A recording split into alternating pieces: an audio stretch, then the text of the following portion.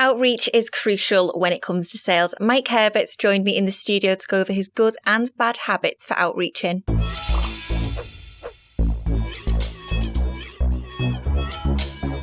So Mike, welcome to Habitz. Pleasure to be here. So how are you an expert in outreach? How is this your specialism? I started my sales career like everybody else. I was desperate and I took a sales job. I was a smart kid at school, but I was also a bit lazy. And sales seemed like a thing. So I got involved in sales, but I realized very quickly that I didn't do stuff the way everybody else did. I wasn't aware of it at the time, but the reason I was successful is because I didn't do all the stuff they told me to do. So in terms of outreach, I didn't do it their way. So Mike, what would some of your bad habits be when it comes to outreaching? They go online, they find a script by some person who's trying to sell their services, shall we say, and it's the same old crap that everybody else does because it's what they found for free online.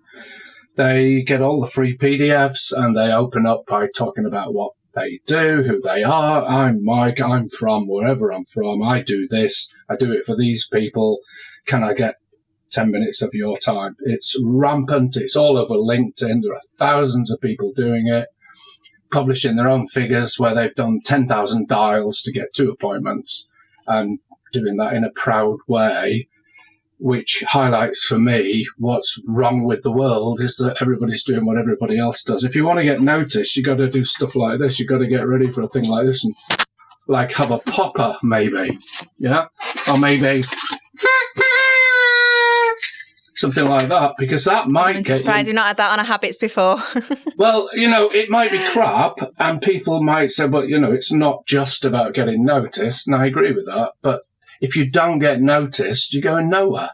So if you're doing and saying anything that they've ever seen or heard before, you're not going to succeed. It's very simple. No, definitely. And you can't be a sheep in this game. If you follow the pattern, you're going to be exactly the same. So what other bad habits, Mike, have you noticed in your career? I've noticed the bad habits that people knuckle down and do everything that everybody's ever told them to do. Let me give you an example. When I sold cars for a living, they said, get on the phone, ring all these people that bought cars before and say these magic words and see if you can book them in for an appointment. And what I found was that resulted in rejection. And my pet hate in life is rejection. I hate rejection. I hated rejection since I was 3 or 4 years old. So every time I was asked to expose myself to rejection, I figured out a way to not get rejected. And when I sold cars, it was very simple. I watched everybody on the phone. I'd walk to the front of the showroom. I'd look out the windows, a big long road, and I'd just keep my eyes peeled. And I'd see somebody indicate to come in. And yeah, they're coming in here, and they'd drive down the back. And I'd get nearer to the door, make sure everybody's on the phone doing their thing. And I'd time my walk to the door so that when they got there, I got there. And it's like, oh, hello. Oh, hello, you're coming in. Super. Oh, super. So you're thinking of having a changeover with your car. So what are you driving now? But I knew what they were driving because I'd already seen them. And I got this reputation that I was just lucky because I managed to get all the buyers and everybody else was busy with their heads down doing the same old crap that everybody else had been taught to do.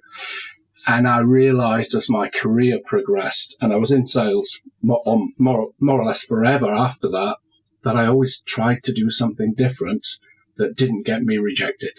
So final bad habit then, Mike, what else do you notice people massively get wrong when it comes to outreach of sales? They have no proper process. I'll give you an example. Imagine you call somebody, they don't try and figure out beforehand whether they're likely to talk to a decision maker or a non-decision maker. So if you're talking to, and if you're attempting to talk to a non-decision maker, inevitably people would get a gatekeeper. And the gatekeeper says, so you want to talk to John Smith. Will he know what it's about? And at that point, salespeople turn into Vicky Pollard, because they don't really know what to say now. So they'll say, well, yeah, but, no, but, yeah, but, no, but, yeah, well, he might or he won't, or they have no plan for when that situation arises.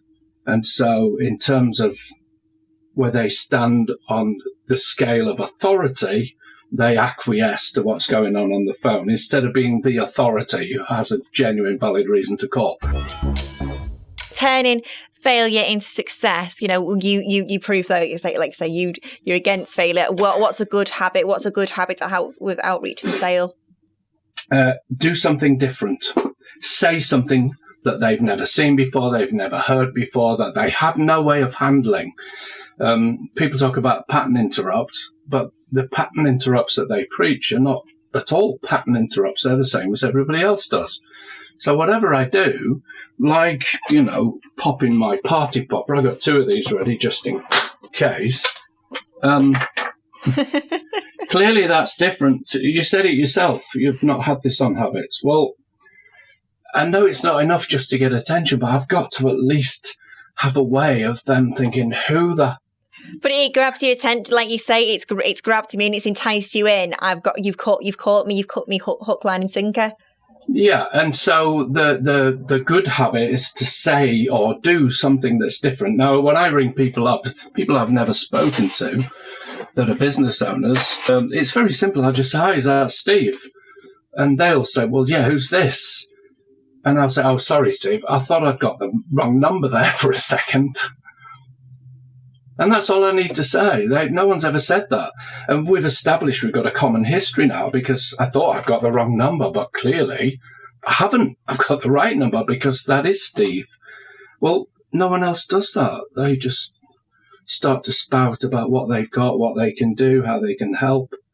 And we all know what unsolicited help, what sort of reception that gets. It gets no reception because I don't need your help, pal. I'm busy. The thing about calling on the telephone is I've had so many discussions and people have said, "Oh, the worst thing that can happen on a call is that they say, 'Oh, sounds okay. Can you pop it into an email?'" So what we know is that the habit of the person we're calling is that if they can get rid of you by saying, "Could you put it in an email?" they'll do that. So that's their weapon, if you like. So what I like to do is to remove the weapon so that they can't use that on me. And the way to do that is so simple. All I do is say, "Actually, Steve, I was calling initially to see if it was going to be okay to send you an email over. But, just as you answered the phone, I realised probably won't even apply to you. Shall I tell you what it is anyway?" And that's very different to what everybody else does. So, or I might say, "Steve, I was actually calling because I was going to tell you something really, really cool. But just as you answered, I realised it probably won't even apply to you." But again, it's getting you in those rooms. Those 2 good habits are getting you the sales results that you want. So finally, what would be a final good habit? To do the thing really that you've had Benjamin Dennehy on before. He says he's misunderstood by a lot of people. I've got a lot of time for him. When I first came across him, people said, "Look, there's this guy ripping your stuff off." What they think is that they've got to answer questions, and they haven't. I made the call. I'm in charge of the call. I've introduced a bit of a pattern interrupt to get you to listen to what I've got to say. I know what your biggest weapon is. It's the email. So I take that away from you by saying that's the reason I call in the first place. And what I now am not obliged to do is to answer any of your questions. I don't have to, because I made the call. I'm an authority in my subject. And on my profile, it says that, if I can help someone, then it's my duty to reach out and help them. So I keep the mindset that I'm not trying to sell them anything. I'm trying to help them. But they've got this thing where they don't really want my help because they don't know who I am. So I've got to arrange my speech patterns, the words that I use, to set the scene in such a way that I'm the authority. So why the hell do I need to answer their questions? And I mean, that is a really the golden rule tip, though. Set your authority. You're the one in control of this sale. I've got to set it up. And the way to take authority, if telling them stuff doesn't work, then I've got to ask them stuff. And I've got to try and ask them a question that they're unlikely to have been asked before. If I was speaking to you, Lauren, you work with Mike Winnett, and I said to you, would I be right, Lauren, in thinking that you've got probably more than just one way of getting people to come along to these podcasts that you do? Is that right? You've got different methods? Yeah, definitely. Like we try different ways. Nobody's the same, so you got to have your different methods, different people. Yeah. So, I mean, I stumbled across a thing a couple of weeks ago. It's a method that I just think would kind of blow it out of the water completely. And I've got this email, as I said, I've got this little PDF that kind of highlights what that is. Would it be worth sending that over to you, or shall I just not bother? What do you think? I think, like I say, it's you're pitching a sale to me. It's getting you in the room. I'm done, Lauren. I'm in there. I haven't been rejected. They can force me to say who I am. I've got ways around that as well, but I don't have to answer their damn questions. I call them, remember? I'm the authority. I want to see if they're interested in what I've got. They don't know what it is. You don't know what it is. But you've said, well, yeah, go on then. Why not?